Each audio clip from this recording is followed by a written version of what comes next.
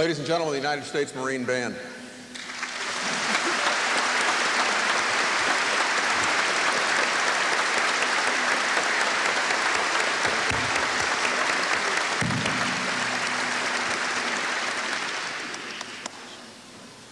Welcome to the graduation of the F. Edward Hebert School of Medicine class of 1991.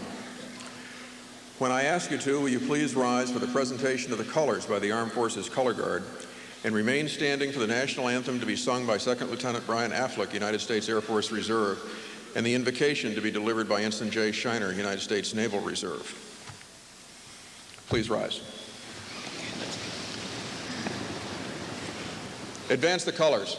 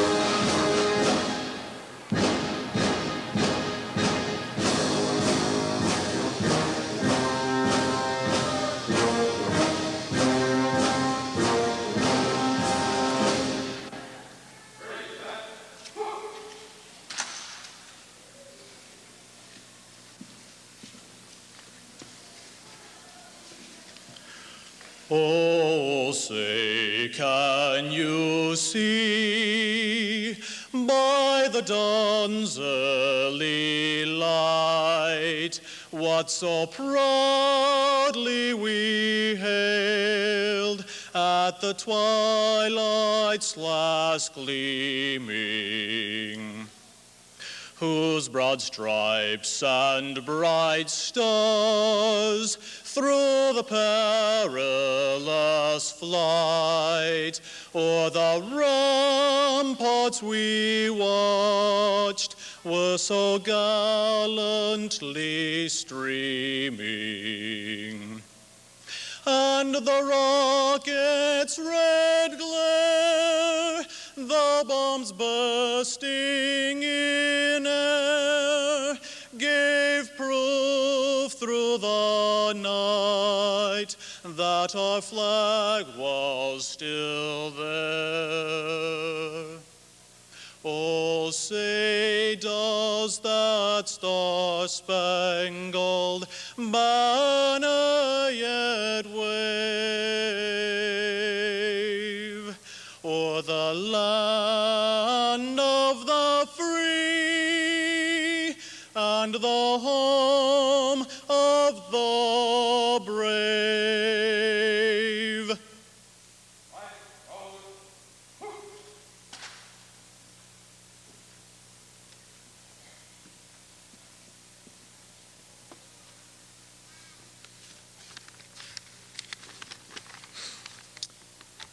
Eternal and loving God, it is fitting that we pause a few moments at the beginning of this joyous celebration to pay tribute to you.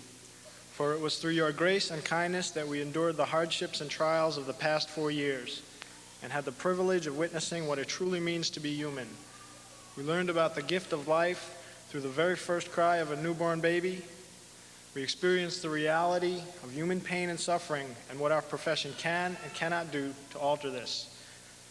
We had the privilege of learning about death by sharing the last earthly breaths of fellow human beings we came to know and care about.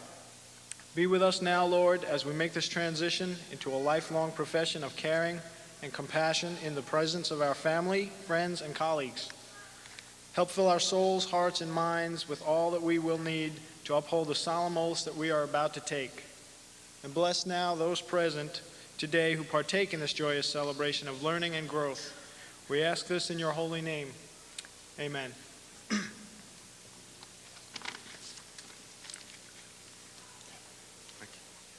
Retire the colors.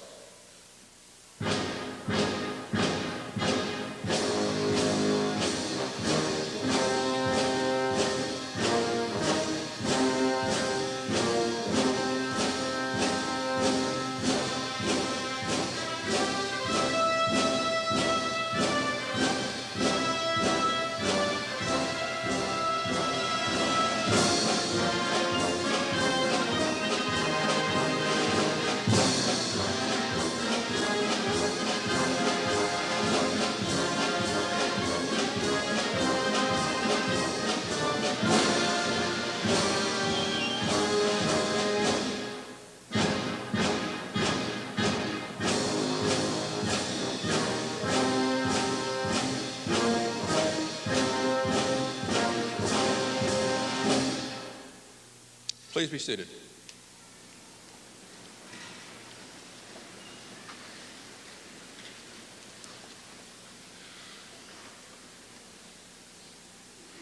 Ladies and gentlemen, I now present Dr. Harry C. Holloway, Deputy Dean, the F. Edward Hebert School of Medicine, who will introduce the commencement speaker.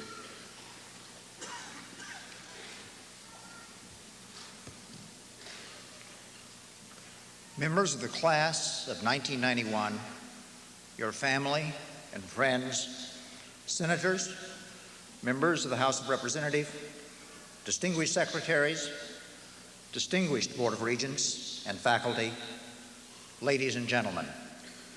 It is my privilege to introduce Dr. Enrico Mendez, Jr., MD, the choice of the graduates to be our 1991 commencement speaker. In November 1990, when Dr. Mendez assumed responsibility for the oversight of the Uniformed Services University as directed by the Secretary of Defense, he had a long history of sincere dedication to the strengthening of our university. His unwavering support has sustained us through difficult times, and for that we at USUS are profoundly grateful. His extensive military career in military medicine began as a general medical officer at Camp Gordon, Georgia. Dr. Mendez was well served by served well his patients and his country during his subsequent promotions to Major General and assignments ending in the command at Walter Reed Army Medical Center from 1981 to 1983. High point in any medical career. Since re-entering civilian medicine, he has served as the president and dean of Ponce Medical School of Medicine in the Commonwealth of Puerto Rico from 1984 to 1987, and as Secretary of Health of the Commonwealth of Puerto Rico in 1989, before assuming his current position as the Assistant Secretary of Defense for Health Affairs. Dr. Mendez has earned innumerable major military and civilian awards and an international reputation during an outstanding career of service to the nation. It is my honor and my privilege to present this friend and leader of uniformed medicine, the Honorable Dr. Enrico Mendez, Jr.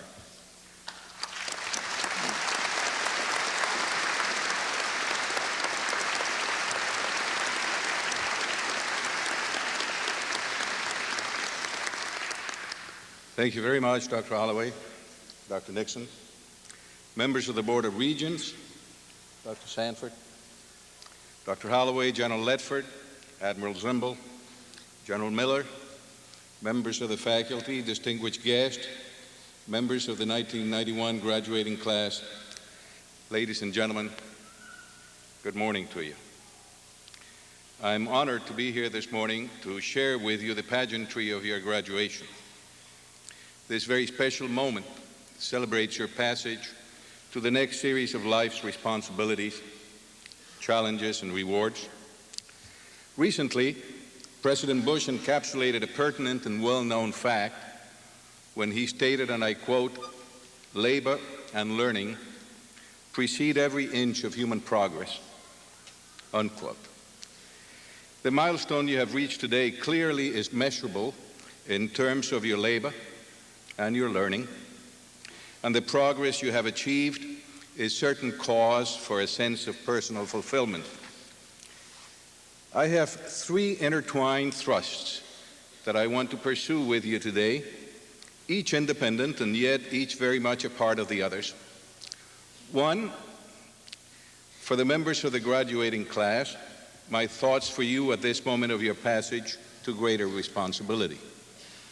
Another, for the university's faculty and staff, my commitment to uphold the credibility and dignity of this university. And finally, and most personal, for my friend and colleague, Dr. J. Sanford, my respect, admiration, and appreciation for his invaluable gifts to military medicine, the stature, the reputation, and the graduates themselves of the Edward Hebert School of Medicine. Let me begin with the School of Medicine. Truly, it is a unique institution in our world in that it is a sanctuary of preparation for the practice of medicine in a military environment. It weaves the order and defined cadence of military lifestyle with the scientific processes of medical discovery and learning. It blends the constantly probing medical mind in development with the legacy of military history and tradition.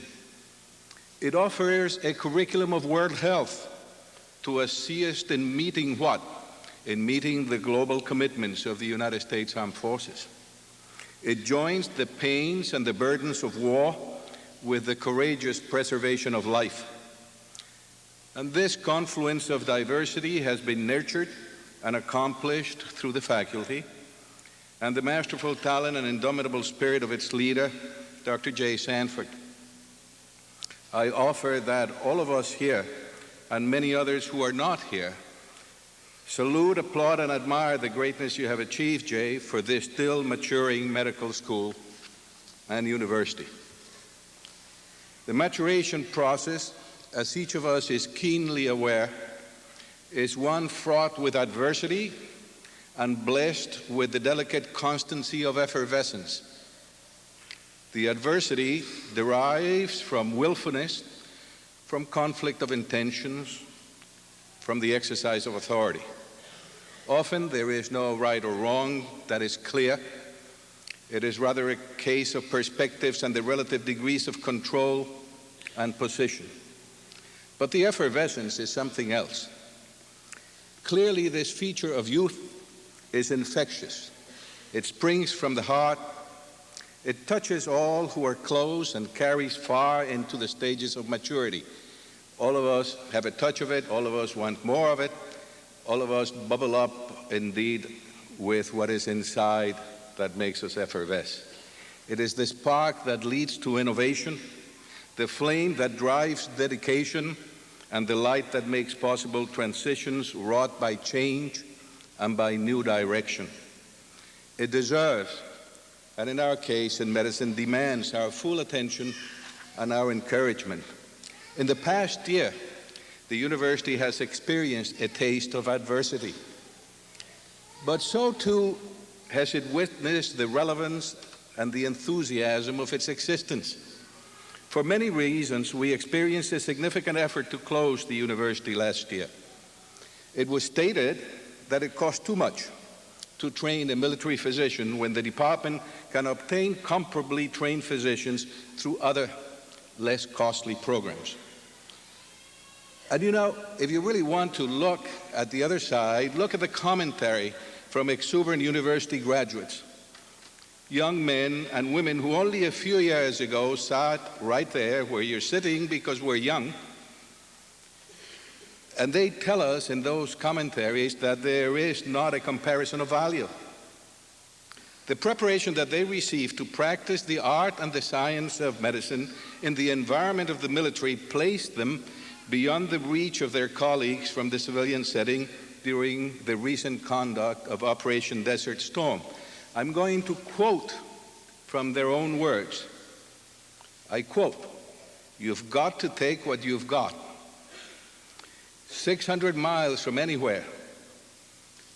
Interact with the line to get the job done right. And the university was the single best place to learn how to care for soldiers." Unquote. These young military physicians stand in living testament to the relevance and the necessity for a uniformed services university of the health sciences. Often I have stated my personal belief in the university and my commitment to the university. And to you today, as you graduate, I reaffirm that belief and I reiterate that commitment. It is my belief that the university, and within it resides a recognition and an acceptance of the necessity to be prepared. Preparation for the task ahead must be appropriate to the undertaking and accomplishment of those tasks. Appropriateness is a word that you will hear very often in medicine, particularly in the years to come. And preparation, therefore, also must be pertinent. Military medicine presents its students and its practitioners with a duality of mission. In the words of Osler, fever and war, two of humanity's enemies. The military physician must have the medical and the military education and experience so interwoven within him that when faced with a combination of these enemies, he is able to apply those lessons successfully to handle the tasks at hand. Your years at the university have given you the tools that begin the experience of military medicine. This day, I believe you are prepared for that. Today should be a moment also of introspective thought, thanksgiving for your achievements and evaluation of your expectation, thanksgiving from your parents and from your children and from your spouses. To these thoughts, let me add also some reflections which I believe may serve you throughout the years. I want you to be curious first. Ask the many questions whose answers will give shape to that which was unknown. Look for the patterns and the trends. There's lots of patterns and trends in medicine. And when you are able to identify a pattern and a trend, then seek out the explanation and the relationship. Satisfying the curiosity of your mind will keep you diligent and alert to the possibility of discovery. It will build for you a reservoir of knowledge ready for application. It will afford you the ability to learn, to teach, and to grow exponentially, all at one and the same time. But a word of caution, you must beware, however, that you do not become so highly specialized in one part of our profession that you become impoverished in the many things that life has to offer you and to offer your patients. Second, as you progress in your chosen path of military medicine, cultivate flexibility. I have to still, to this day, tell myself that almost every day. Cultivate flexibility. The flexibility to accept new ideas, the flexibility to work with countless personalities, and the flexibility to do what is outside the framework of your personal design for the future. New ideas often mean dismantling the security of business as usual. It means taking a calculated step in a different direction. It leads to improvement and progress in my way of seeing it, but it takes a risk. And when new ideas are based on solid experience and have good indications of positive outcome, then by all means listen to those ideas that come into your mind and be ready to take the risk by being sufficiently flexible to try them. In the course of your medical military careers and mine and the Surgeon General and everyone sitting here, there exists the inevitable phenomenon of change. It naturally is driven, if you look at it nationally, by national security obligations of our country to have a military presence in many parts of the world. Being in the military means accepting that change. Developing the characteristic of flexibility will help you through the many transitions that often punctuate a career in the military. My wife reminded me when we returned to Washington this year, or last year, that it was our 17th move. Keep in mind that this change applies to personalities as well as to locations. Sir William Osler again placed both such changes in a most favorable light. He offered that the world is a military physician's observation vantage, and I quite agree. We have just now physicians serving from this university in our armed forces in all corners of the world and on many of the seas. Further, Dr. Osler suggested that when one is assigned from place to place, one is granted the ability to train with many masters and therefore to broaden one's skills. And with this, I also agree. As you progress through the stages of your military career, rely on your flexibility to adapt so that your experience is productive and satisfying and not wasted in frustration. Each of us sketches a plan for our course through life, the ultimate goal, one which brings to us our expectation of inner satisfaction. Those designed with rigidity offer the greatest probability of failure. Craft your plan with the full expectation that you will, from time to time, fill a role unimaginable, even unacceptable to you at this moment. And when you accept the responsibilities of those positions, remember to exercise your curiosity with them too, as well as your flexibility. And from my personal experience, I assure you that some of your most meaningful rewards will accrue from these out of the ordinary, once unacceptable roles. And finally, I challenge each of you to seize the opportunities that come your way. They will indeed present themselves, so be ready to harness them when they do. Our legacy of military medicine is replete with the lives and accomplishment of our forebears who recognized and pursued those opportunities. Jonathan Letterman revolutionized the care of battle casualties, and today we call it echelons of care. Joel Boone, as a Navy captain, introduced physical fitness to the Hoover White House, and he was earlier decorated with the Medal of Honor for his care of the wounded while serving with the Marines in France in 1918. Leonard Wood, an outspoken advocate of military preparedness, fought Apaches, rode with the Rough Riders, was military governor of Cuba, and became Chief of Staff of the Army. John Stapp, an Air Force physician who, through his research in acceleration forces, effects of high-speed wind blasts and physiological responses to high-altitude conditions, helped open the way for manned exploration of space. And William Beaumont, who certainly recognized opportunity in his patient and through absolute perseverance gave medicine the valued product of his experiments and his observations. These certainly are only a smattering of the great military physicians that we all have to emulate. But they serve my purpose of providing you the rewards of reaching out for opportunity and then pursuing it. And these rewards come not only to you personally, but to the care of your military patients and indeed to the entire practice of medicine. Let me say to you again, Dean Sanford, the measure of your achievement is represented here, best of all, in the collective presence of this graduating class of 1991.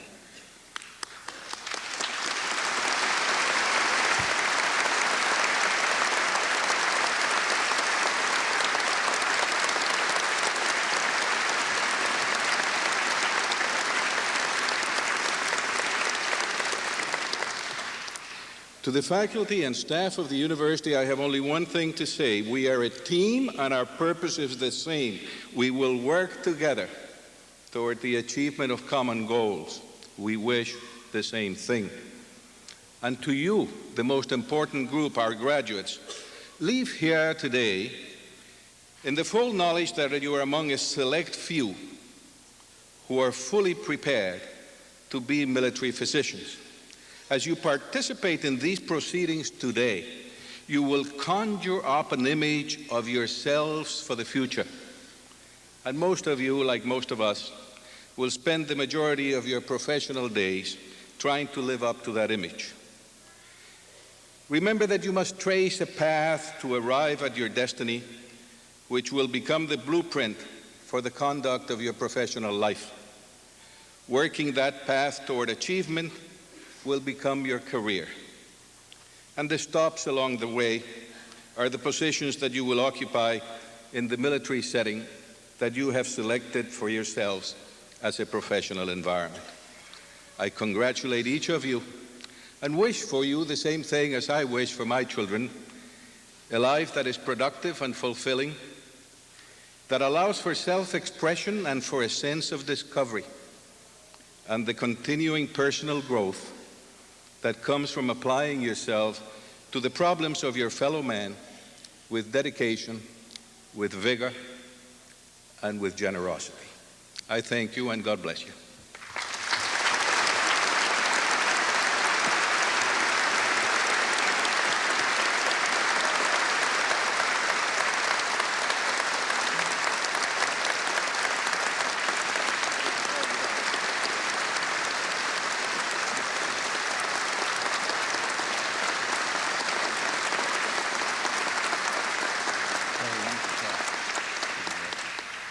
It is my pleasure on behalf of the class of 1991 to present this memento of thanks to Dr. Mendez for this wonderful talk he has given us and this inspiration he's provided us. Thank you very much. Thank you, Dr. Holloway.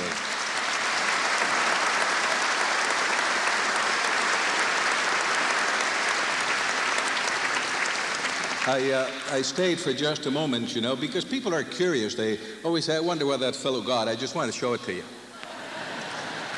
Thank you all very, very much. Huh?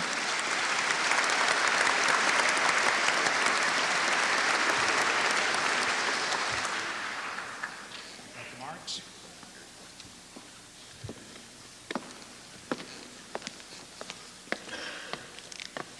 Good morning. I'm Eric Marks. I'm the president of the Faculty Assembly, and I know most of the graduates out here, and I welcome you.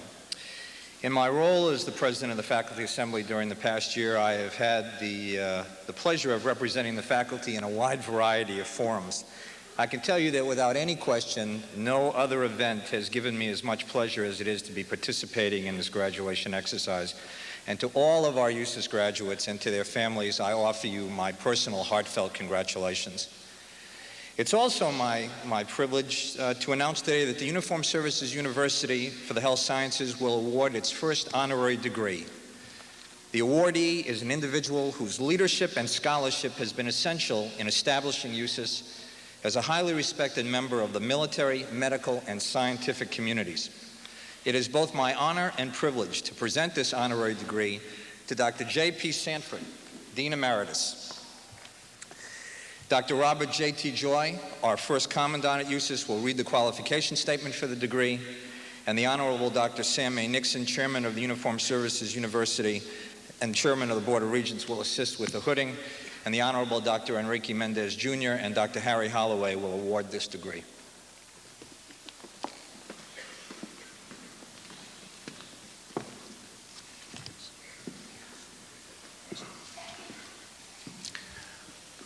Dr. J. Philip Sanford, as the academic founder of this university, you will always be remembered as the dean who climbed down, not up, the walls.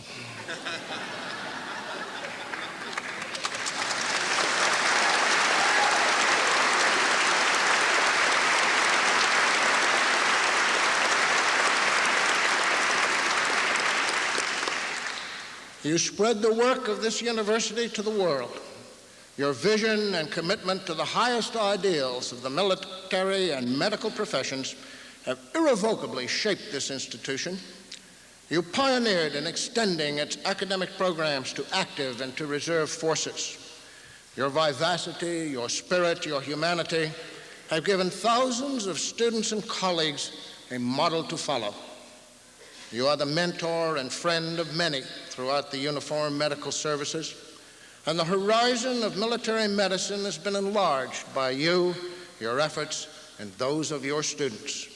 In recognition of these many achievements, your university takes great pride in awarding you its first Doctor of Military Medicine degree, honoris causa.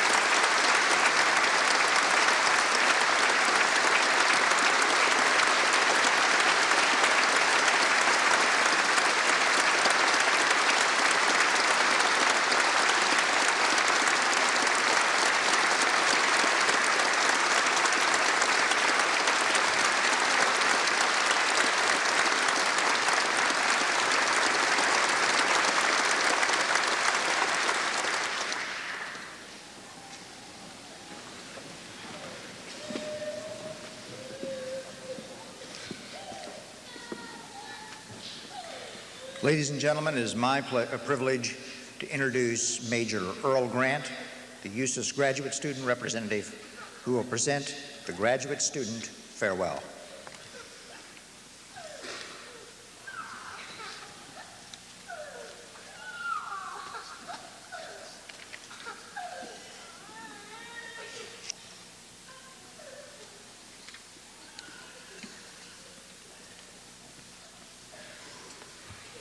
Dr. Mendez, Dr. Nixon, Deputy Dean Holloway, distinguished flag and general officers, honored guests, faculty members, graduates, family, and friends, welcome.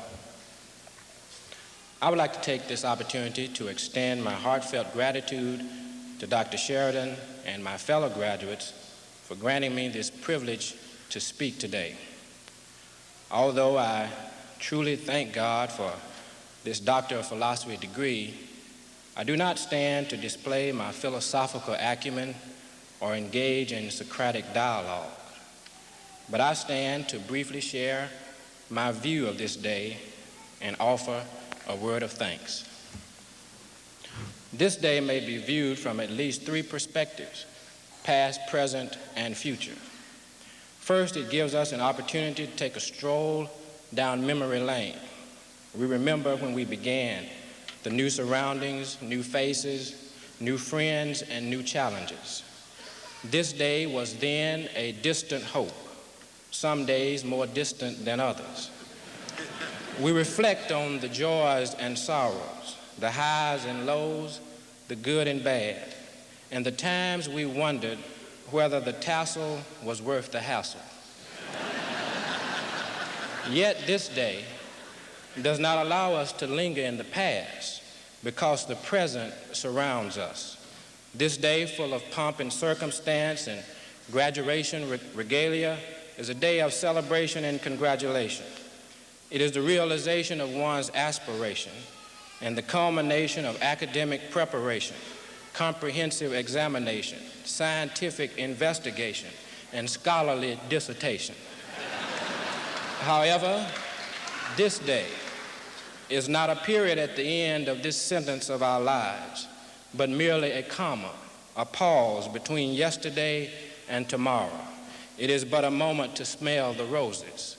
It is the line in the sands of time between preparation and application that we must cross. Thus, this day looks beyond the then of yesterday and the now of today and sets its gaze yonder at the afterwhile of tomorrow. This day looks forward then to inform us that as we join the ranks of professionals, we must be willing to shoulder the inherent responsibility and accountability. For the true meaning and significance of this day cannot be measured by the planning and execution of this ceremony, but it will be measured by our actions on each tomorrow. This day is a call to service, a service which brings with it the expectation that as graduates of the Uniformed Services University of Health Sciences, we will not limit ourselves to an eat, drink, and be merry philosophy of the Epicurean, or espouse a stoic indifference to life's pleasures and pain. We will not pursue paths of least resistance, or walk the low road in moral conduct and scientific ethics, nor follow the crowd only for the sake of the crowd, because we have been equipped to collect the facts, the data, to analyze and organize and apply sound processes of reason so that we arrive at that which is deemed significant. We are prepared to learn what must be learned and willing to do what must be done with integrity and dignity. So in closing, I would like to say thank you to the family, friends, faculty, administration, and support staff that made this day a reality. As I reflect back today in preparation for the future, I must offer a personal note of thanks to my mother and father, my wife Ivory, and our two sons Earl and Joseph, for their sacrifice, strength, and support. And finally, as I bid farewell and best wishes to my fellow graduates in their scientific and medical careers, I say to all of us this day, Reflect on yesterday's memories. Rejoice in today's ceremony. Respond to tomorrow's challenge.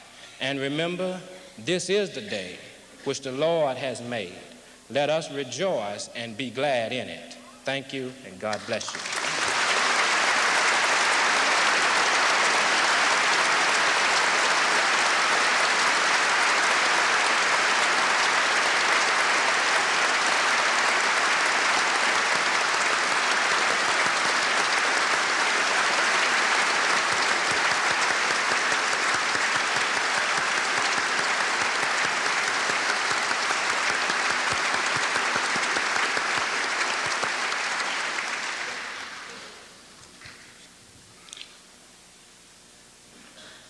It is with great honor that I introduce the Honorable Sam A. Nixon, MD, Chairman of the Uniformed Services University of the Health Sciences Board of Regents, and Dr. Jack O. Lanier, Principal Deputy Assistant Secretary of Defense for Health Affairs. Dr. Nixon, Dr. Lanier, on behalf of the faculty of the graduate program of the F. Edward Hebert School of Medicine, I recommend to you that the degree of Doctor of Philosophy be conferred upon 11 individuals. Will the candidates please rise?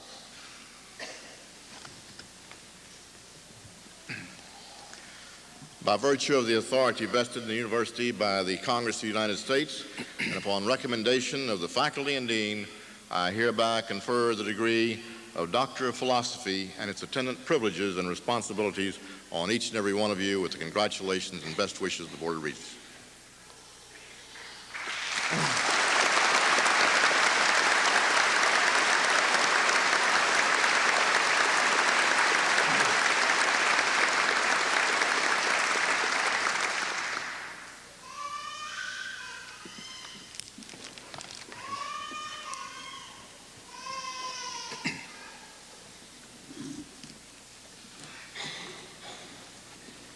Up the steps.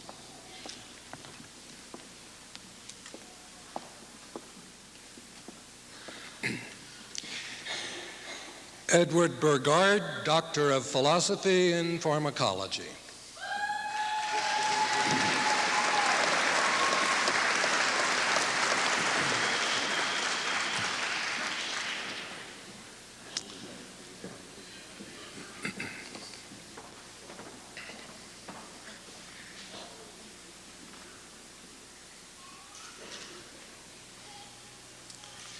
And Gabriella de Wexler, Doctor of Philosophy, Molecular Pathobiology.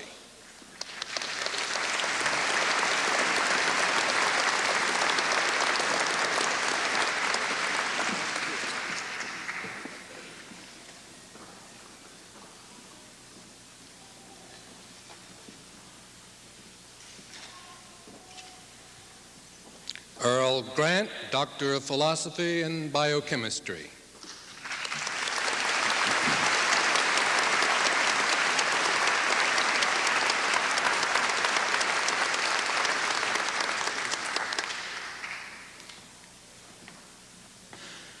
Jace Kellums Hoagland, Doctor of Philosophy in Microbiology.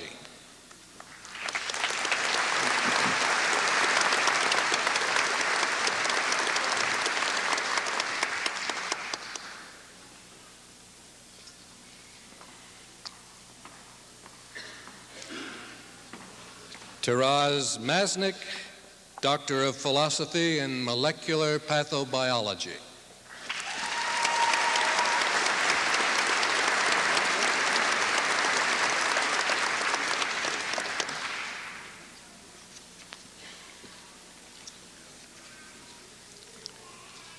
William McKinnon, Doctor of Philosophy in Medical Psychology.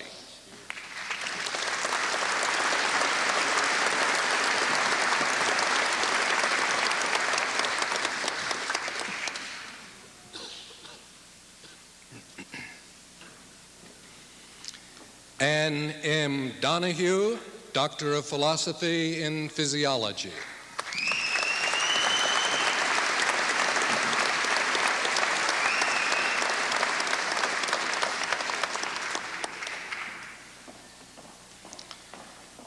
Elizabeth Montcalm Mazzilli, Doctor of Philosophy in Physiology.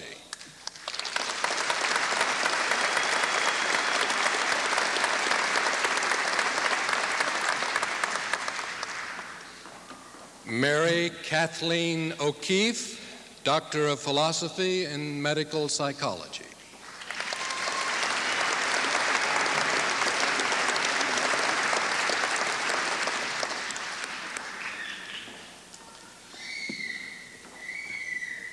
Lisa A. Palmer, Doctor of Philosophy in Pharmacology.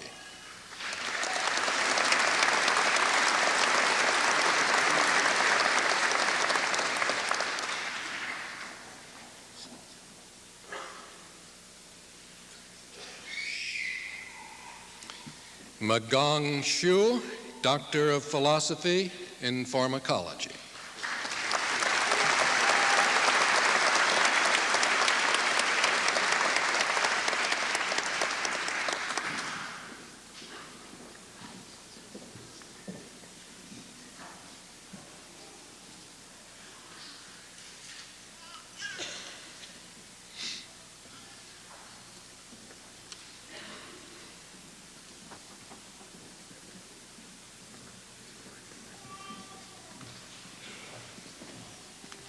Thank you.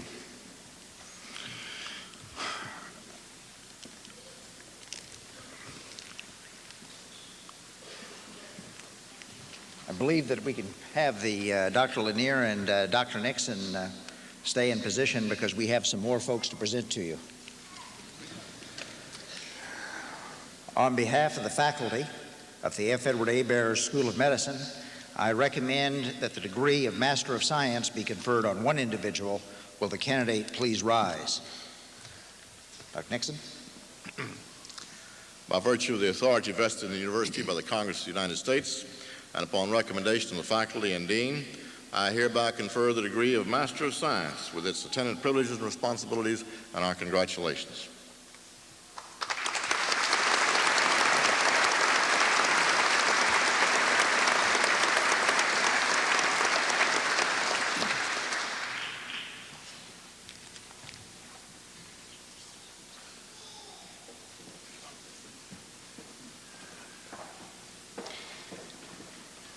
Hanlong Yao, Master of Science in Pathology.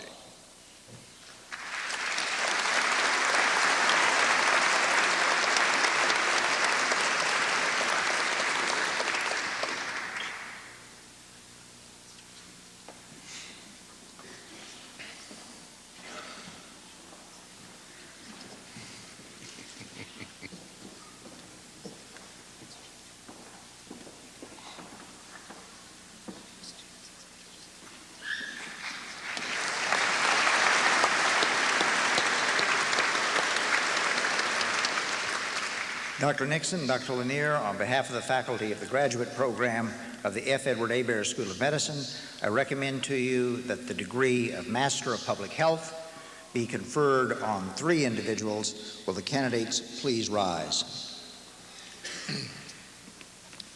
By virtue of the authority vested in the university by the Congress of the United States, and upon recommendation of the faculty and dean, I hereby confer the degree of Master of Public Health with its attendant privileges and responsibilities upon each of you.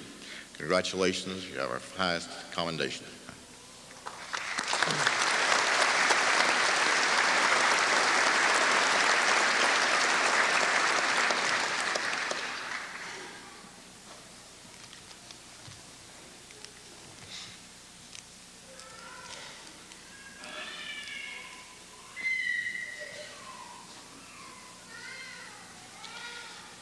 Commander Curtis Elliott Cummings, Master of Public Health.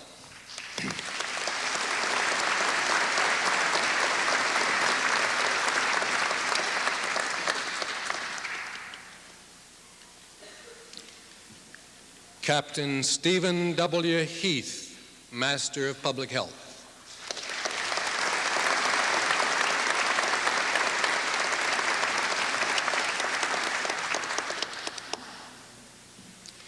Keith Andrew Michael Schwartz, Master of Public Health.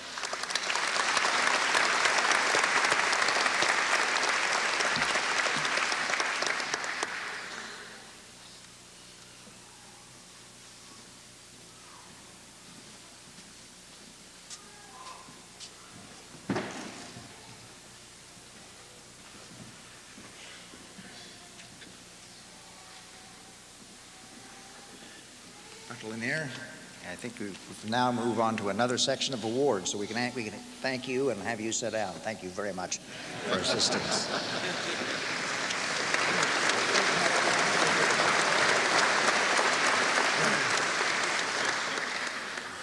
Ladies and gentlemen, we now move on to a portion of the ceremony that's devoted to graduates receiving degrees of, for receiving awards for those receiving degrees of medicine. 6 of these graduates have won special recognition for their scholarship, officership, and their public service. The Board of Regents Award is the highest honor a graduating senior can receive. Second Lieutenant Eric Jacques Rubel, please come forward.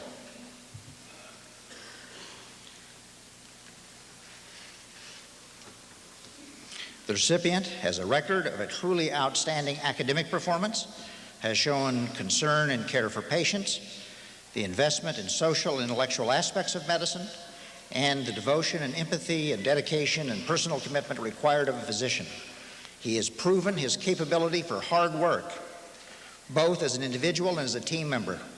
He has performed at the highest levels of duty and honor expected of a commissioned officer. With pride in his accomplishment and with confidence in the outstanding of future career, the Board of Regents is pleased to make its award for the 1971 to Second Lieutenant Eric Jacques Rubel, U.S. Army Reserves.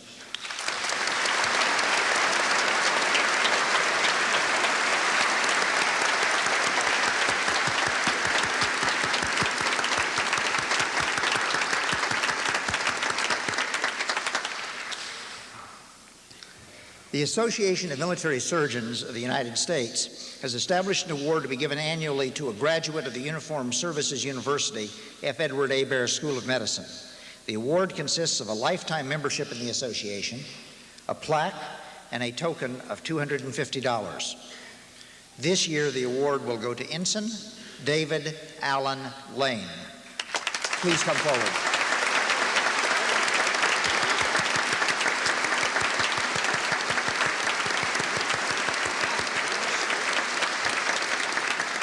If Ensign Lane will remain for a minute, we'll tell you a little bit about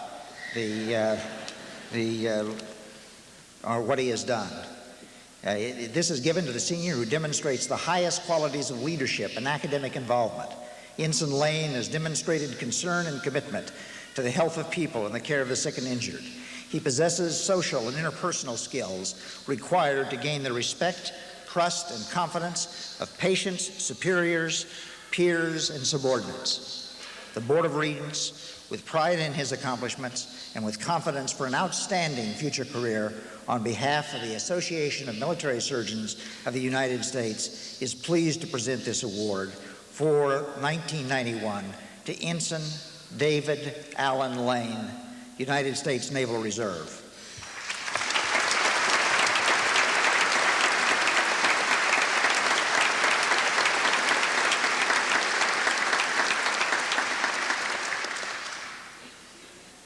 Thank you now, Dr. Nixon. We'll be going on to the award ceremony in which the Surgeons Generals present their awards for the individual respective service.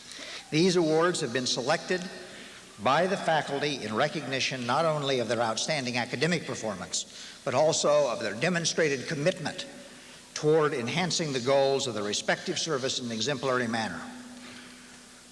Lieutenant General Frank F. Ledford, Jr., Medical Corps Surgeon General of the Army, will present the Army Surgeon General's Award.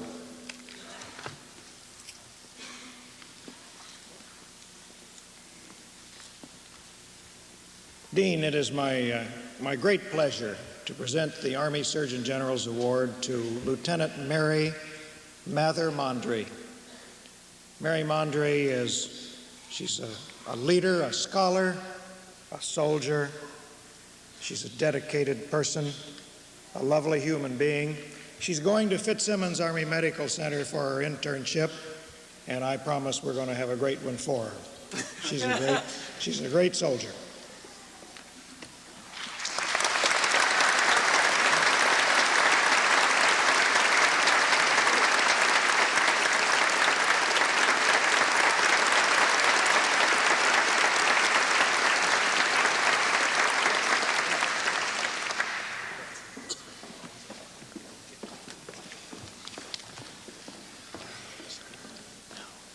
Vice Admiral James A. Zimble, Medical Corps Surgeon General of the United States Navy, will present the next award. Ladies and gentlemen, it is a great privilege and pleasure for me to provide the Navy Surgeon General's Award to Ensign Ronald, soon to be Full Lieutenant Ronald Floyd Dumerath, who had the perspicacity to go to the great Northwest and become a family practice resident in Bremerton Naval Hospital.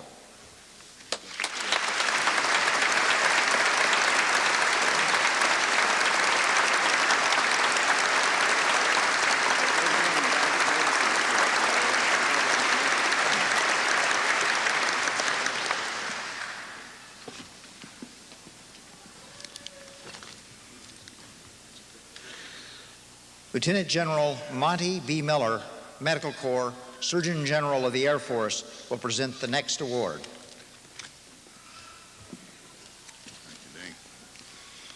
I'm very pleased and proud to present the highest of these awards, the Air Force Surgeon General's Award.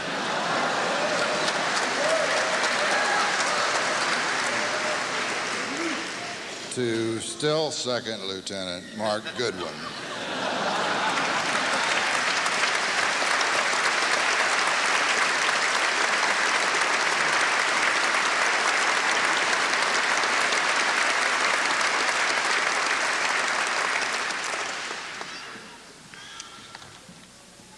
Rear Admiral O. Marie Henry, Deputy Surgeon General of the United States Public Health Service, will present the next award.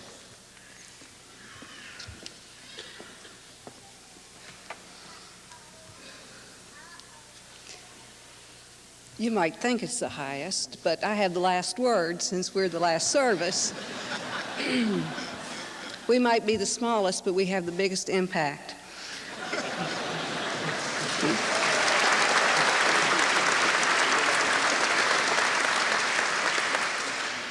It is my pleasure to present the Public Health Service Surgeon General's Award to Ensign H. Allen Arbuckle.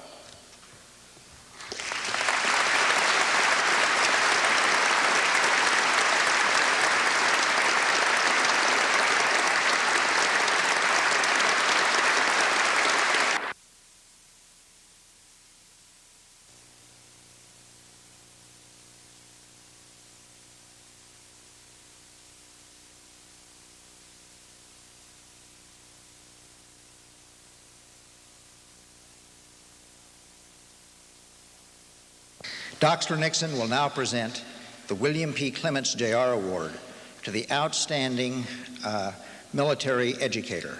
The William P. Clements Award is given annually to each of the service academies that the uniformed faculty member that is chosen to be their best teachers. The award was donated privately and bears the name of the public servant, twice governor of the state of Texas, who during his tenure as the Deputy Secretary of Defense had a keen interest in the education of those who serve the nation. Captain David S. Hartman, Medical Corps, United States Navy, was chosen this year's recipient of the Clements Award.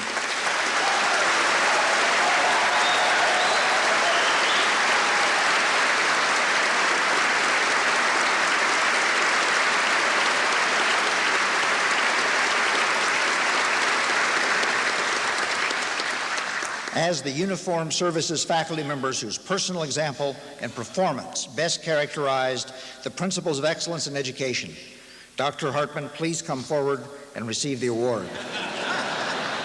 It's obviously an unpopular choice this year. Captain Hartman has consistently sought to inspire students with high level of academic accomplishment in his role as the chairman of the Department of Radiology. The Uniformed Services University of Health Sciences takes pleasure in endorsing the decision of its students by bestowing upon Captain Hartman, Medical Corps, United States Navy, the William P. Clements Jr. Award.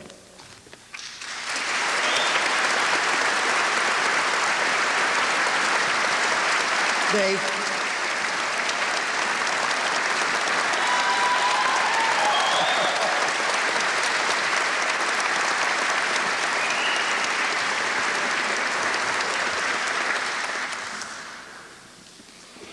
The Outstanding Civilian Educator Award is given annually to the civilian faculty member chosen by the students as the individual who has most effectively conveyed academic excellence, intellectual stimulation, and dedication to the students.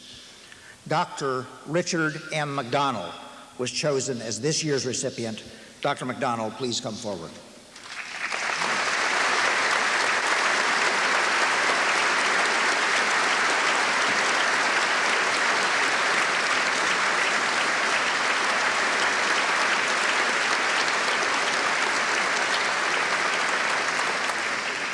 Dr. McDonald has demonstrated the ability to inspire medical students towards the pursuit of professional and medical excellence. He has given entirely of himself to encourage the students to grasp the excellence and meaning of becoming a physician. Dr. McDonald, the students give you this award with great pleasure and respect. We are certain that the future recipients will be honored to share the Civilian Faculty Award for excellence in education with you.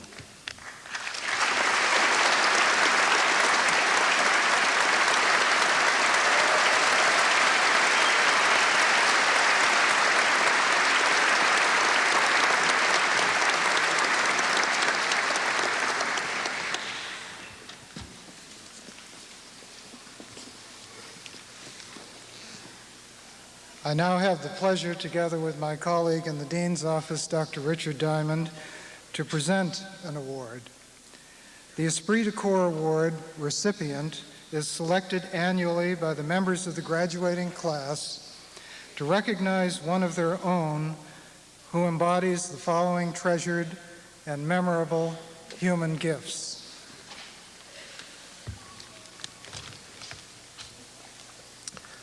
The Esprit de Corps Award recognizes that individual in the graduating class who by thought, word, action, and deed demonstrates sensitive humanistic qualities of compassion, caring, and concern for the well-being of all. This classmate is our colleague and friend, and by example has inspired us all in our enjoyment of each other, our profession, and our commitment to a life of service to mankind. Rena Connell Johnson, please come forward.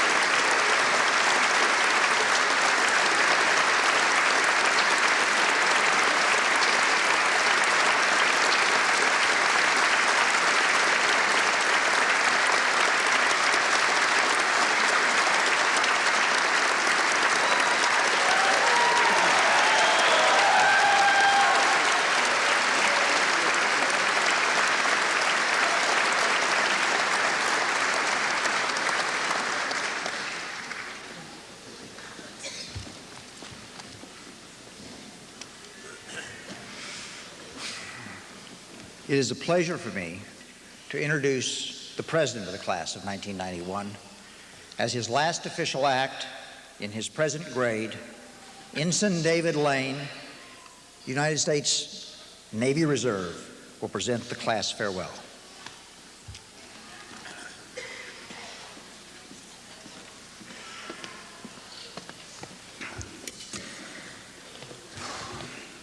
Secretary Mendez, Dr. Nixon and members of the Board of Regents, flag and general officers, Dr. Sanford, Dr. Holloway, distinguished guests, faculty, families, and friends. My classmates have honored me by selecting me to deliver their farewell remarks, and on their behalf, I would like to begin by thanking all of you for being here with us today. This festive occasion marks the completion of at least 20 years of formal education and training, which will culminate in just a few moments with the conferring of the MD degree. After seemingly endless hours in the classroom, coupled with field exercises in the wild jungles of Quantico and clerkships on the equally wild wards of Walter Reed, not to mention 43 marriages, 34 new children, and 2 rounds of national board exams, 147 classmates and I stand ready to receive our degrees and the increased responsibilities they bring. Unaccustomed as I am to public speaking, I asked many of my classmates for their thoughts on what I should say today. In addition to comments about the quality of the education we received at USUS and the emphasis at USUS on the human aspects of healthcare, both of which are true, the common theme I heard from my classmates was how USUS fosters camaraderie and teamwork that transcends far above the traditional cooperate and graduate mentality found at most universities. Unlike other medical schools, the Uniformed Services University of the Health Sciences graduates a class trained to function as part of a healthcare team. It is this emphasis on teamwork and esprit de corps that makes this medical school a special place for medical students. For example, at no other medical school would groups of students, in the name of service spirit and esprit de corps, insert Go Army, Beat Navy slides into a distinguished professor's slide carousel at a strategic point in his lecture. Nor would they decorate the walls of the lecture hall with Navy recruiting billboards showing the adventure of Navy life. Nor would they build 6-foot scale models of Air Force fighter jets for display at the university. It's the same type of esprit and a team spirit that this year has resulted in USUS student teams taking first place in the Montgomery County Men's Hockey League and second runner-up in the Military National Rugby Championships. On a more serious and professional level, this USUS teamwork has translated into students and graduates banding together for the common good of all. For example, when my class learned that classes behind us will not be reimbursed for out-of-town electives next year, a group of my classmates organized a Class of '91 host program to help defray their costs of food and lodging. On a grander scale, when we learned that most new AIDS cases could be prevented through education, a group of my classmates, headed by a public health service student, formed the Student for AIDS Education program, which has become one of the largest medical student outreach programs on the East Coast and a principal AIDS education project for Montgomery County, Maryland middle schools. While these are good examples of USUS teamwork, perhaps the best was illustrated in a recent letter to the administration from a multi-service group of USUS alumni who were serving in Operation Desert Storm. This will add on to what Dr. Mendez has already mentioned in this regard. In reflecting on various aspects of Desert Storm healthcare delivery, they wrote, "Without a doubt, one of the most useful benefits of being a USUS alumnus is the network it provided. And the informal USUS network crossed parochial service interests to get the job done right, even in the face of scarce resources." From these examples, you can see then that the teamwork that USUS instills really does mean a great deal more than cooperate and graduate. Having said that, though, we are here today to graduate, not to listen to student speakers. However, before I conclude, I would be remiss if I did not pause to thank those who have helped us navigate our way through USUS waters.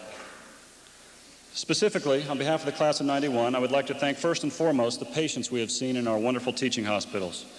Sir William Osler said it best with his famous line, "To study disease without books is to sail an uncharted sea, while to study books without patience is not to go to sea at all."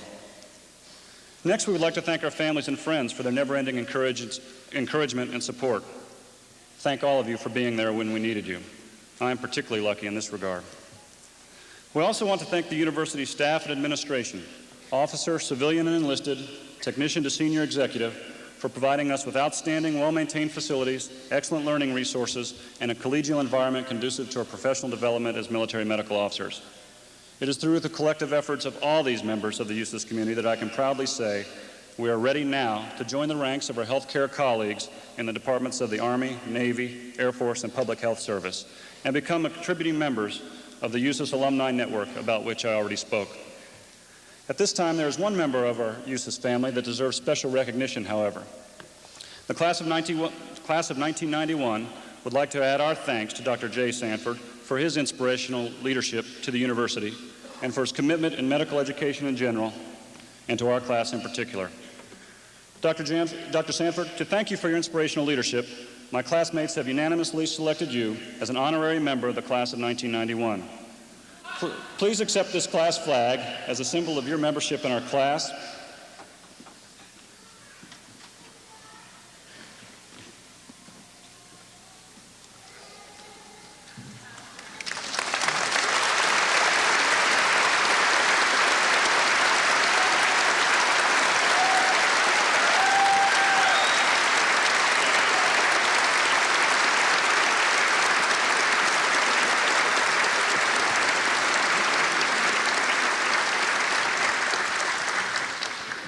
Dr. Sanford, the class of '91 bids you and USUS a fond farewell. Thank you very much.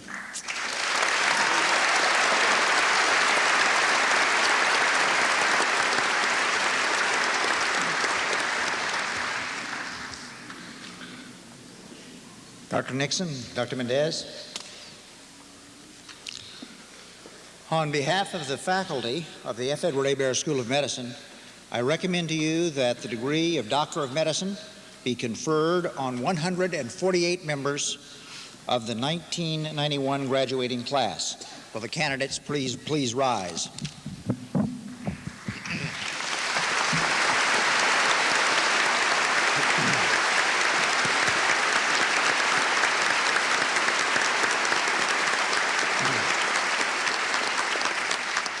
Yes, indeed, we have the magic words for you as well. By virtue of the authority vested in the university by the Congress of the United States and upon the recommendation of the faculty and dean, I hereby confer the degree of Doctor of Medicine with its attendant privileges and responsibilities on each graduating member of the class of 1991. Congratulations.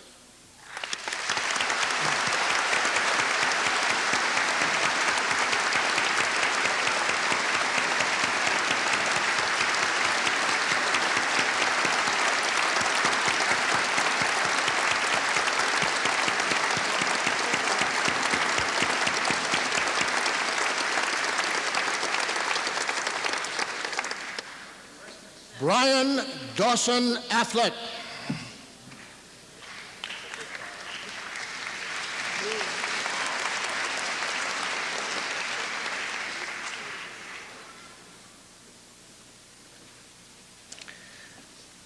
H. Allen Arbuckle.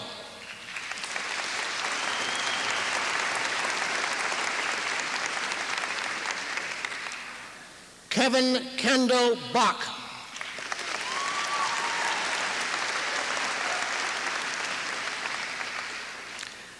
George K. Ball.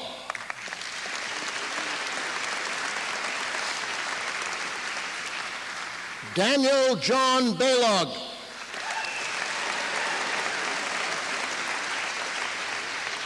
Michael Jacob Battaglia.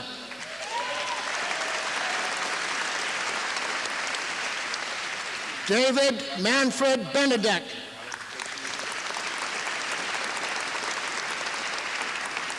Dan Burke. J. Todd Bischoff. Kevin Paul Blackman.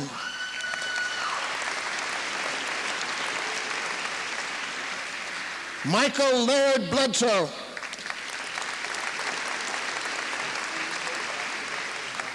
Stephen J. Brewster.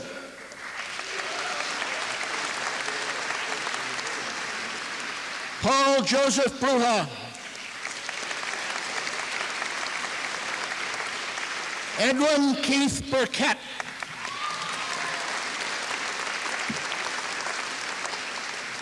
Gregory Scott Campbell.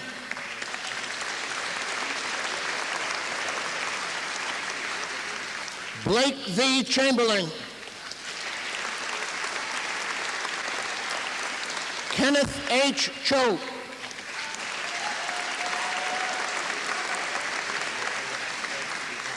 Catherine Helen Siako.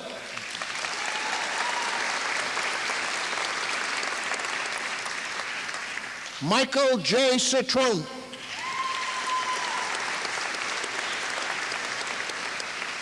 Lloyd Scott Clements.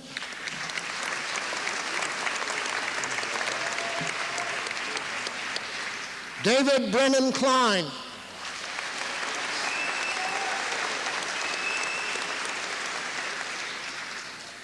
David Reed Conde.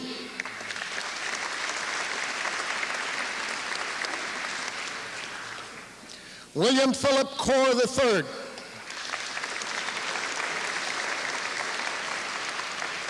William Thomas Culvener.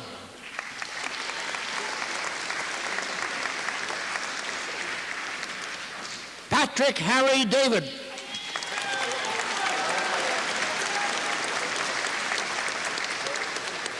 Richard Allen de la Cruz.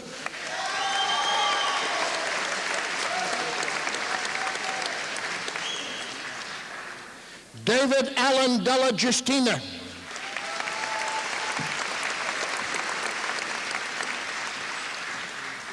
Karen Lynn Isabella Justina.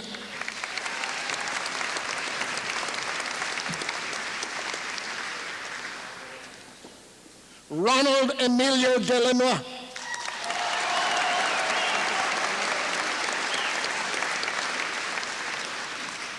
Lillian Irma De Leon.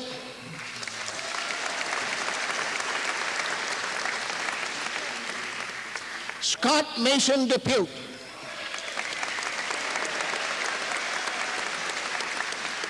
Roy Joseph DeLille.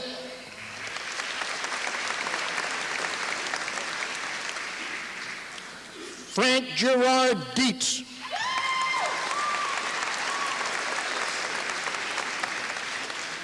Ronald Floyd Domermuth.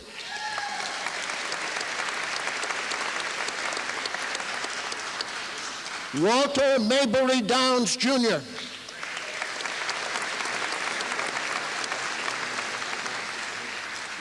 Timothy Dean Duncan.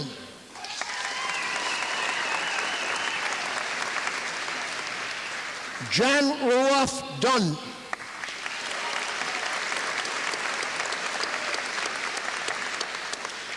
Bruce Monroe Edwards.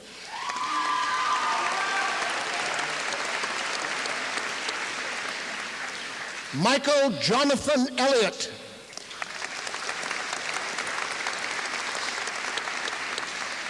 Errol Scott Epic.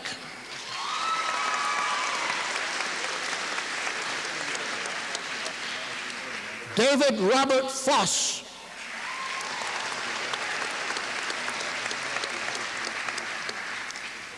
Paul Fernando Freitas.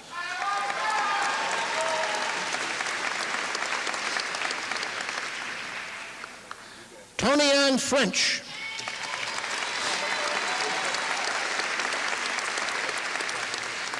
Eric Michael Getner.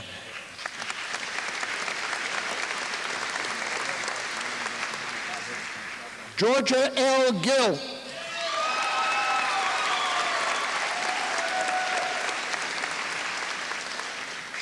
Carla Yvette Gluck.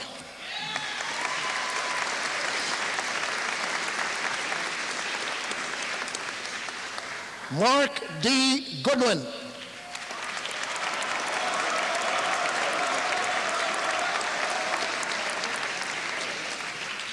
Daniel Solomon Gordon.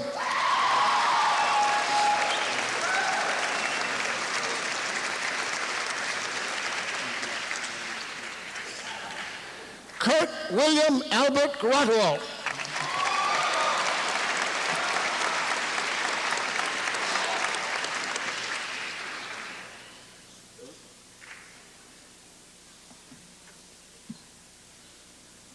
Darren Francis Gray.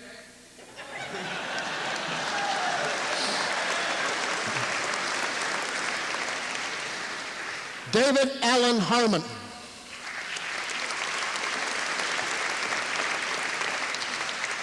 Mark Jan Harrison.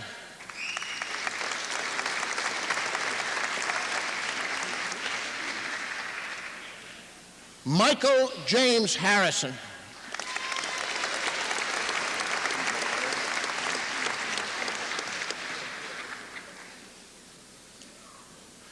John Edward Hartman.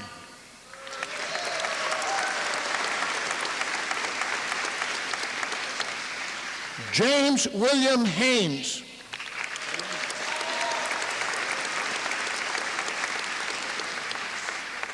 Eric Robert Helen.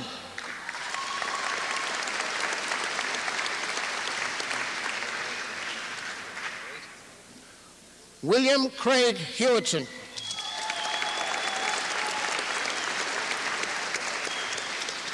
Hans Joachim Arthur Hildebrandt.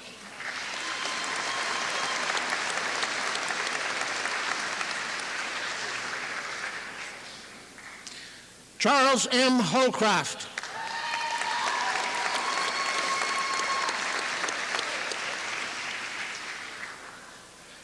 Lonnie Leroy Imlay.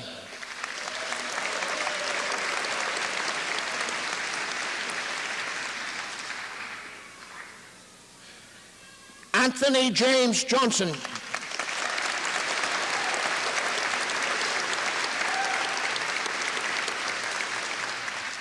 Michael W. Johnson.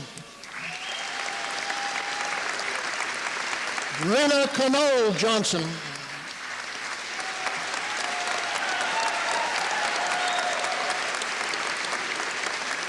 Caesar Augustus Junker. John Joseph Kellerman III. Karen Cohn Curl. Colin Matthew Kingston. Christopher James Klinko. Andrew Jerome Kosmowski. Brian Neil Kravitz.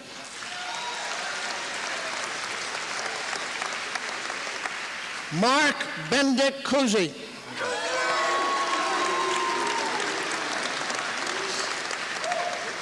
John Kenneth Kula. David Leonard Cutts.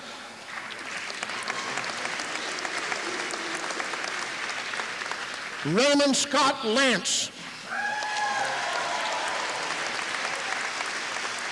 David Allen Lane. Joel Walter Larcombe. Vicki T. Lynn. John Stephen Locke. Don Charles Loomer.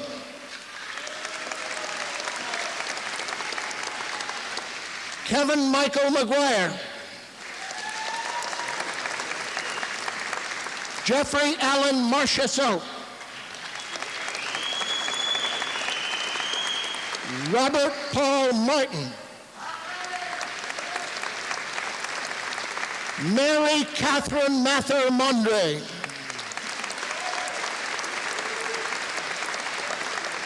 Jeffrey David McGuire.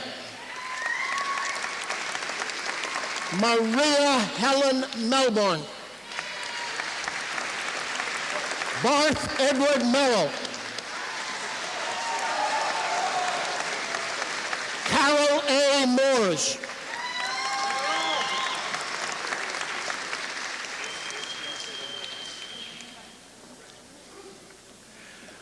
Andrew Magruder MacDonald Moran.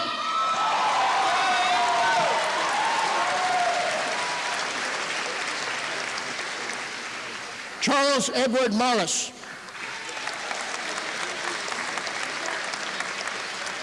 Christopher Mark Nelson. Dennis Darrell Nichols.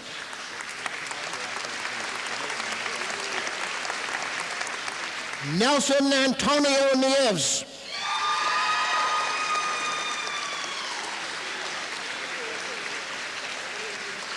Ellen Marie O'Donnell.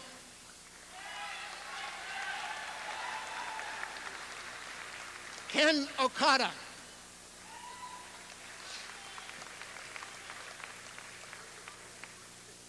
James Edward Olson.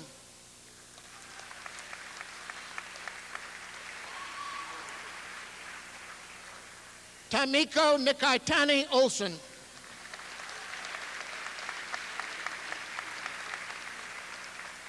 Joaquin Francisco Oronoz Jr.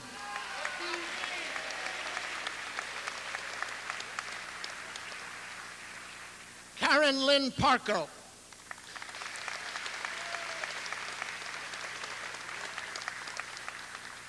Paul Frank Pasquina.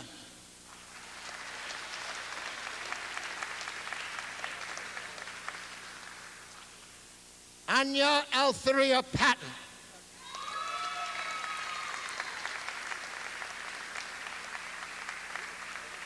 Lisa Ann Pierce.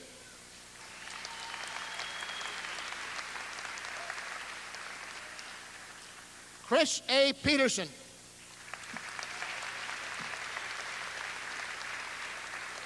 Michael L. Place.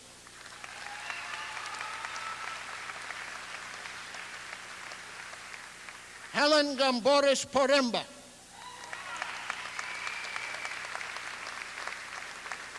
John Ambrose Poremba.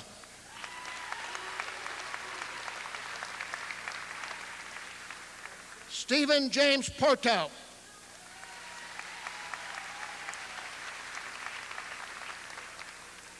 Curtis Ryan Powell.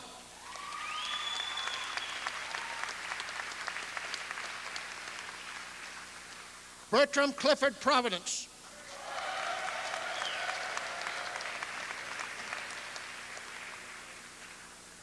Mark M. Reeves.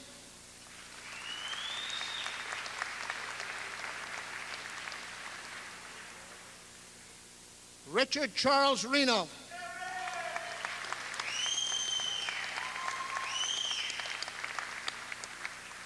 William Arthur Rice.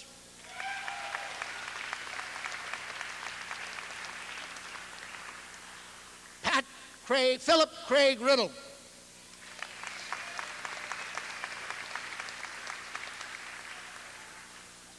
Francis Roy.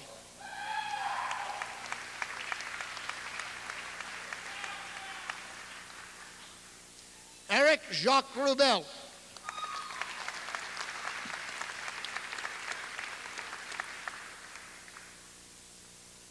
R. Stephen Sabo.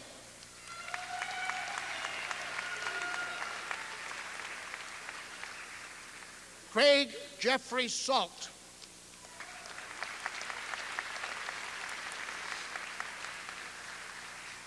Tom Joseph Sauerwein.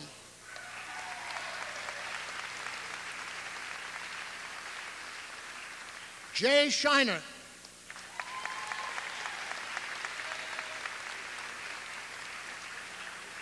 Michael Douglas Schoof.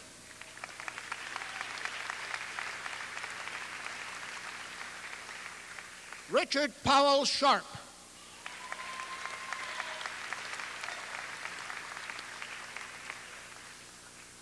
Sterling Scott Sherman.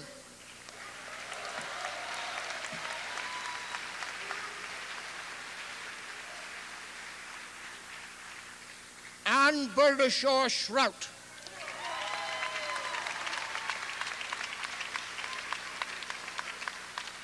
Joseph Andrew Shrout.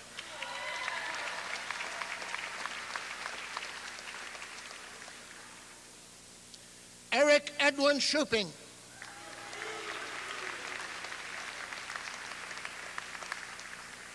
Chung M. Sidlecki.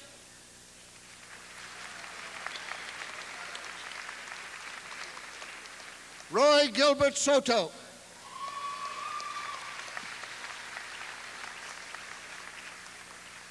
Kenneth Sawinski.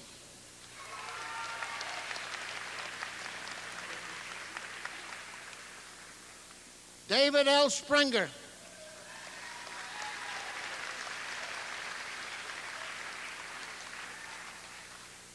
Paul H. Stevens.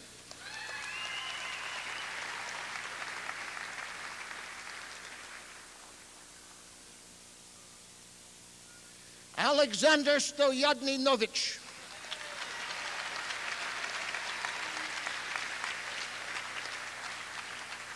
Eric Brian Stone.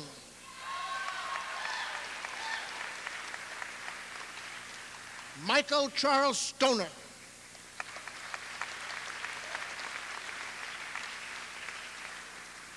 Donald Lionel Tayon.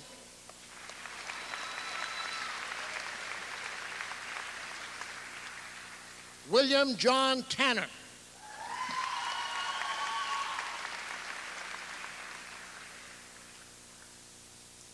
Priscilla Chase Thibault.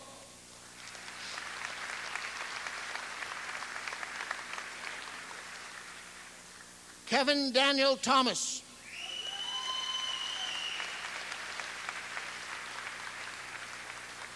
James Michael Troy.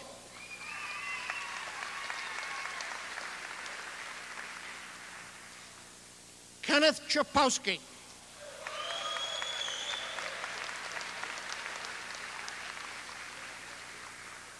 Manuel Valentin.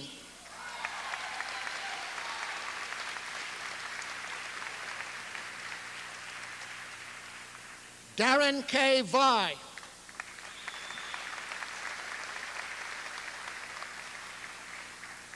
Jeff Peter Vista.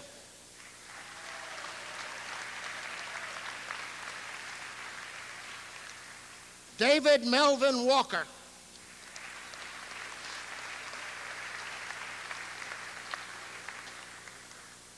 Bill Parker Watson.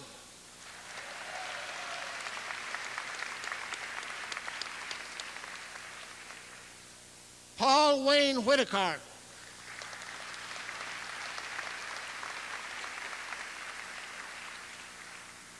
Michael Gordon Wilcox.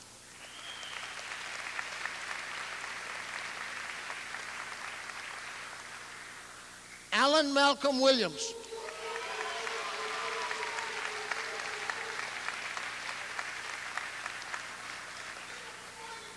R. Kevin Winkle.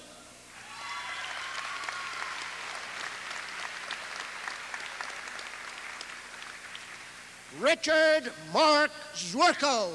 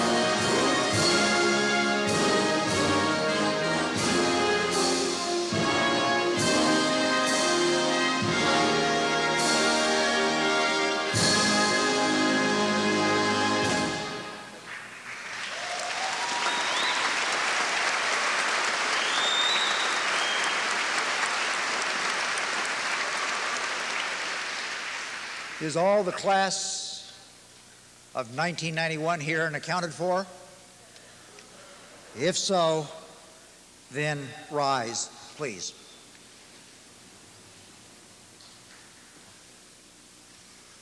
Will the newly graduated class of 1991 repeat after me, raising your right hand? I do solemnly swear that I will be loyal to the profession of medicine and just and generous to its members, that I will lead my life and practice my art in uprightness and honor, and that into whatsoever home I shall enter, it shall be for the good of the sick and the well, to the utmost of my power, and that I will hold myself aloof from all wrong, and from corruption,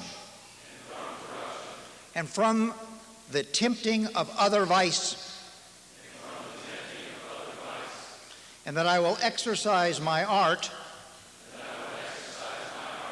solely for the cure of my patients and the prevention of disease. And I will give no drugs and perform no operation for a criminal purpose, and far less suggest such a thing, that whatsoever I shall see or hear of the lives of men which is not fitting to be spoken, I will keep secret. These I do promise. And in proportion as I am faithful to this oath, may happiness and good repute be ever mine. The opposite, if I shall be forsworn. You've taken the oath of Hippocrates. It is my pleasure to be the first to address you as doctor. Doctors, please be seated.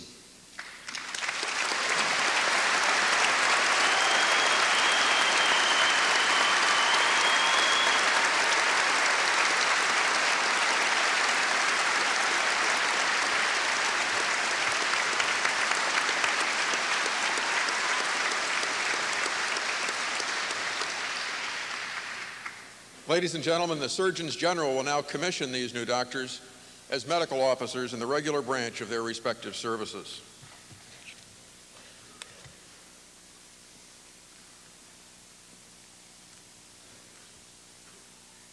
Lieutenant General Ledford.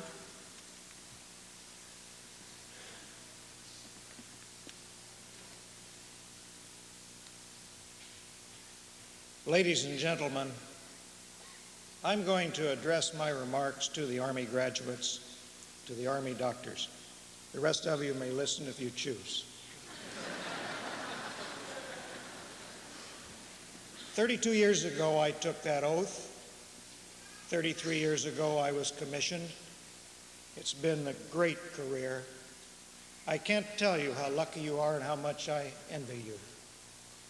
It's a great day for you. It's a great day for Army medicine. You are our future, and therefore I'm optimistic for our future. You've been tested and you won. We were tested as a nation in Desert Storm, and we won. And there'll be many more tests in the future for you, for medicine, for our nation. You're prepared uniquely. No other medical graduates in the world have the preparation that you do. And it was so beautifully stated by one of your predecessors. Dr. Mendez already gave you the great quote of the day. You've got to take what you've got, and you've got more than anybody. 59 of your predecessors served in the Army Medical Department, in the Army Medical Corps in the Persian Gulf. One of them, Major Rhonda Cornum, class of 1986, was wounded, was a prisoner of war, served with the greatest of distinction. And I'm proud to tell our nation that if we're tested again, we will be there. You will be there. And now, fellow doctors, I'd ask you to stand and raise your right hand and repeat after me.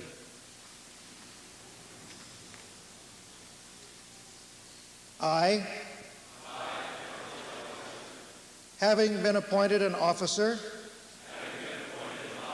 in the Army of the United States in the grade of captain, do solemnly swear that I will support and defend the Constitution of the United States against all enemies, foreign and domestic, that I will bear true faith and allegiance to the same, that I take this obligation freely, without any mental reservation or purpose of evasion, and that I will well and faithfully discharge the duties of the office upon which I am about to enter. So help me God. Doctors, soldiers, I salute you.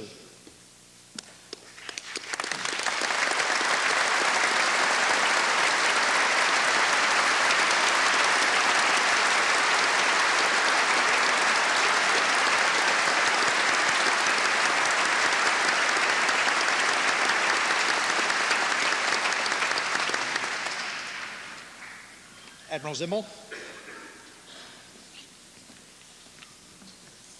Now, I understand that you naval officers have been given a special cue as to when to stand, but I'm going to overcome that and ask you all to stand right now. Ladies and gentlemen, I want you to see these very handsome lieutenants in the Medical Corps of the United States Navy.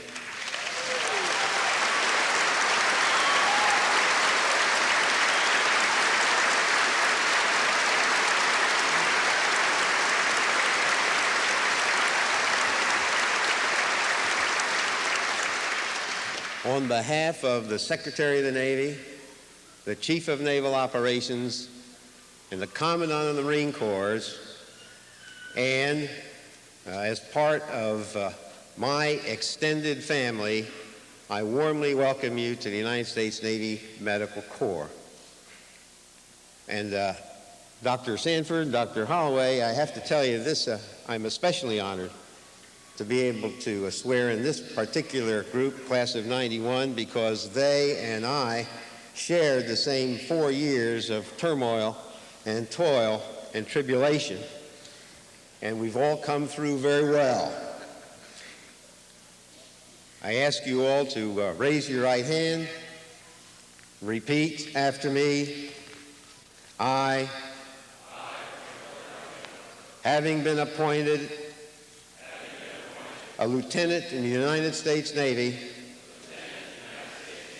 do accept such appointment and do solemnly swear that I will support and defend the Constitution of the United States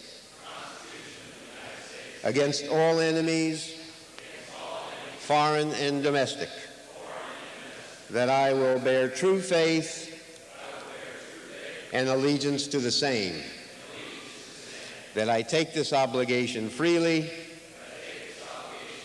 without any mental reservation, and that I will well and faithfully discharge the duties of the office on which I am about to enter.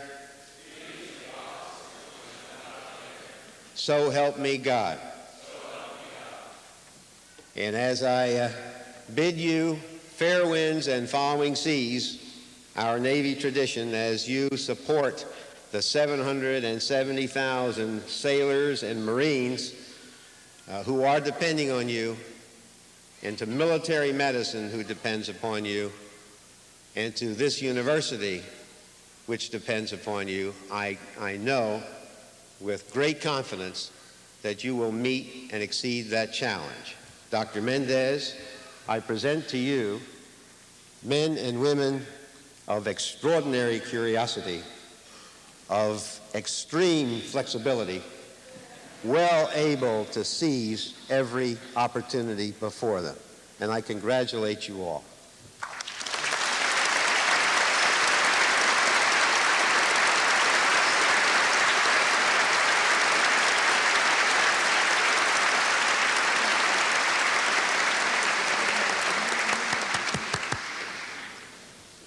Lieutenant General Miller.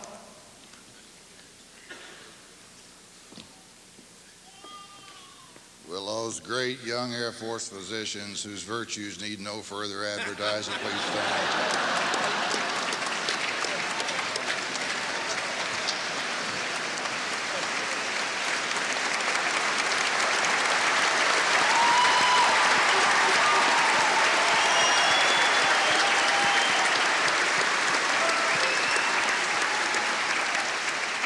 Please raise your right hands and repeat after me. I, having been appointed a captain in the United States Air Force Medical Corps, do solemnly swear that I will support and defend the Constitution of the United States against all enemies, foreign and domestic, that I will bear true faith and allegiance to the same, that I take this obligation freely, without any mental reservation or purpose of evasion, and that I will well and faithfully discharge the duties of the office upon which I am about to enter. So help me God.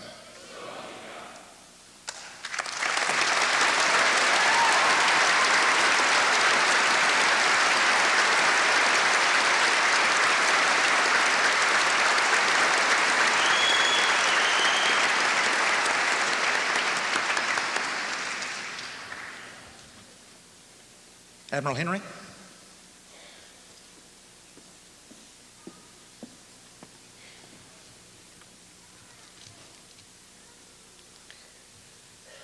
Would the small but mighty public health service graduates please stand?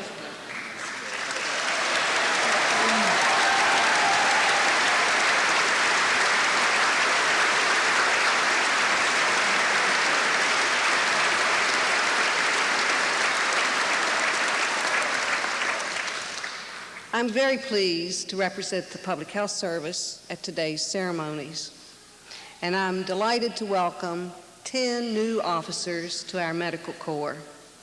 This is our largest contingent of Public Health Service officers to ever graduate from this great school of medicine at this university. As students, you made us proud, not only by your academic achievements, but also by your participation in a wide variety of activities to improve school programs. You in the audience should know that 30% of our Public Health Service graduates are members of Alpha Omega Alpha, the Medical School Honor Society. This is the highest percentage of any service. As I've said before, the Public Health Service is a small service, but we have a big mission. You are the smallest number of graduates of any of the services, but you have made a big contribution. This type of superior record makes us in the Public Health Service eager for you to complete your graduate medical education and join us on the front lines in our kind of war, the one against disease and illness. This war never ends. Regrettably, some 242 Americans lost their lives in the Persian Gulf War. 115 of those were killed in combat. But let me give you a comparison. In 1990, almost 23,000 Americans died of AIDS. Last year, more people died of AIDS every 4 days than were killed in all of Operation Desert Storm. On the average, 125 Americans are killed in traffic accidents each day, and over half of these deaths are caused by alcohol-impaired drivers. Nearly 1,100 Americans die each day from diseases caused by tobacco use. The list goes on and on, but I think the point is clear. Our mission as Public Health Service officers is quite a challenge. We need your help, your skill and knowledge in our clinical care programs, our biomedical research efforts, our food and drug regulation responsibilities, and our epidemiological investigations as we forge ahead in our goal of a healthier nation in the year 2000 and beyond. So congratulations on your splendid accomplishments and welcome to even more exciting days ahead. Would you please raise your right hand and repeat after me? I, having been appointed a medical officer in the United States Public Health Service,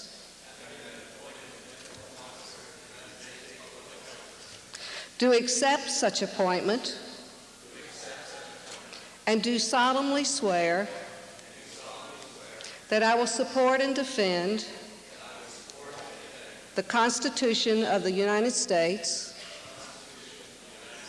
against all enemies, foreign and domestic, that I will bear true faith and allegiance to the same, that I take this obligation freely,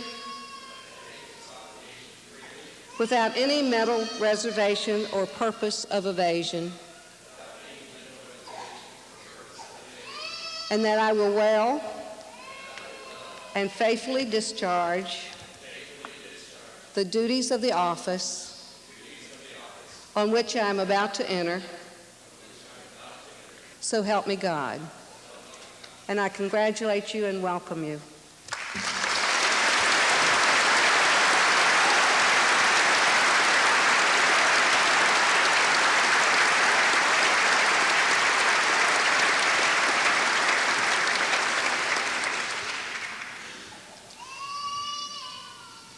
When I ask you to, please rise for the benediction, which will be delivered by Lieutenant Christopher James Klinko, United States Navy.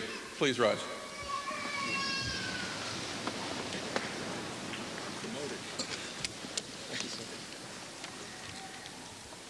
Friends and colleagues, please pray with me.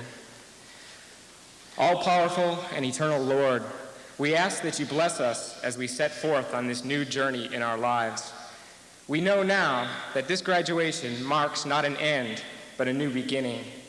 It stands as a beacon to all, signifying our entrance into a life of caring for others in a new way. Along with the immense privilege of practicing the art of medicine, Lord, we accept the awesome responsibilities that this privilege engenders. We ask that you grant us the strength required to meet these responsibilities and the conviction needed to uphold these solemn oaths that we have sworn to today. Continue to touch our lives, Lord, in the very special and personal way that you have over the past 4 years. Go with us into the unknown, guide us in times of hardship and confusion, and help us grow in knowledge and wisdom, understanding and compassion, so that we may utilize the gifts and talents that you have bestowed upon us to the greatest benefit of all humankind. Finally, God, we ask that you bless all those present here today who have shared this very joyous celebration with us, and bless those special people we hold dear in our memories who have touched our hearts and our lives, for they too have shared our joy and our sorrow, our laughter and our tears. Go with us all today and always, and fill our lives with your presence. We ask this in your eternal name. Amen.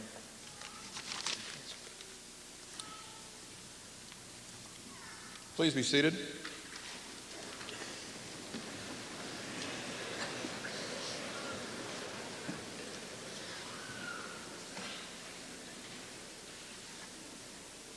Ladies and gentlemen, the class of 1991.